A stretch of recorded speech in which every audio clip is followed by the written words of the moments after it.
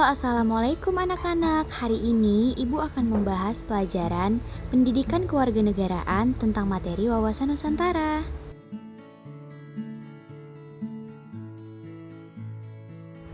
Tahukah kamu apa yang dimaksud wawasan Nusantara? Wawasan Nusantara adalah cara pandang dan sikap bangsa Indonesia mengenai diri dan lingkungannya yang serba beragam dan bernilai strategis dengan mengutamakan persatuan dan kesatuan bangsa serta kesatuan wilayah dalam menyelenggarakan kehidupan bermasyarakat, berbangsa, dan bernegara untuk mencapai tujuan nasional. Asas wawasan Nusantara: 1. Kepentingan yang sama. 2. Keadilan. 3. Kejujuran. 4. Solidaritas dan kerjasama. 5. Kesetiaan. Asas wawasan Nusantara: kepentingan yang sama, yaitu satu visi, satu orientasi. Pada masa penjajahan, kepentingan rakyat Indonesia dalam mewujudkan Indonesia merdeka. Sekarang, kepentingannya juga harus disepakati bersama, mewujudkan keadilan sosial bagi seluruh rakyat Indonesia. Keadilan yaitu distribusi hasil kerja keras yang profesional. Di sini termasuk distribusi dan redistribusi kekayaan negara yang dibagikan seadil-adilnya untuk kemakmuran rakyat. Kejujuran yaitu kesesuaian antara kata-kata dan tindakan. Rakyat kecil tidak menipu rakyat kecil, pemerintah tidak menipu rakyatnya.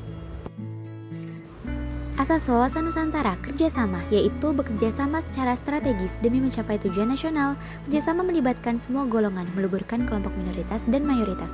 Kesetiaan yaitu loyalitas pada kesepakatan-kesepakatan nasional yang dibuat sejak bangsa Indonesia berdiri. Kesetiaan juga bisa diartikan sebagai loyalitas terhadap nilai-nilai ideologi Pancasila sebagai dasar negara. Latar belakang wawasan Nusantara berangkat dari pemahaman bahwa Indonesia adalah negara kepulauan yang memiliki keberagaman bahasa, budaya, dan suku bangsa. Dasar hukum: Pancasila, Undang-Undang Dasar 1945, serta Deklarasi Juanda 1957 yang mengukuhkan batas wilayah laut Indonesia. Konsep geopolitik: pengaruh letak geografis Indonesia sebagai negara kepulauan yang strategis. Unsur dasar wawasan Nusantara: wilayah Nusantara meliputi seluruh daratan, perairan, dan udara di atasnya. Persatuan bangsa: semua wilayah dan elemen bangsa dipandang sebagai satu kesatuan. Tujuan wawasan Nusantara: tujuan internal, memperkuat persatuan dan kesatuan bangsa dalam berbagai aspek kehidupan politik, ekonomi, sosial, budaya, dan pertahanan.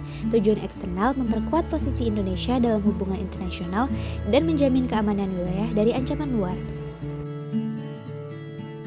Manfaat wawasan Nusantara: pengkokohan persatuan dan kesatuan, mempererat hubungan antar daerah dan masyarakat, penguatan ketahanan nasional, menjaga Indonesia dari ancaman luar baik fisik maupun non-fisik, perwujudan cita-cita bangsa, mendukung tercapainya tujuan pembangunan nasional.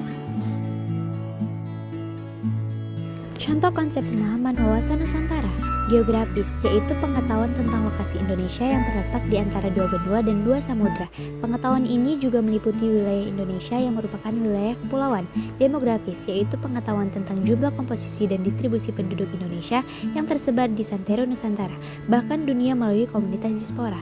Strategis, yaitu pengetahuan tentang kekayaan sumber daya alam yang terbentang secara vertikal dan horizontal dari atmosfer sampai dasar laut, dari Sabang sampai Merauke.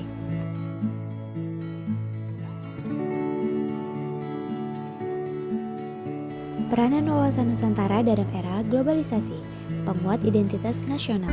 Wawasan Nusantara menjadi landasan untuk mengurangi arus globalisasi sekaligus melestarikan kearifan lokal. Peran di kancah internasional: wawasan Nusantara memperkuat posisi Indonesia sebagai negara yang kuat dan stabil di kancah internasional. Jadi, pelajaran yang dapat kita ambil dari materi ini adalah pentingnya setiap warga negara memahami dan menghargai wawasan Nusantara guna mewujudkan cita-cita negara yang bersatu, berkeadilan, dan makmur.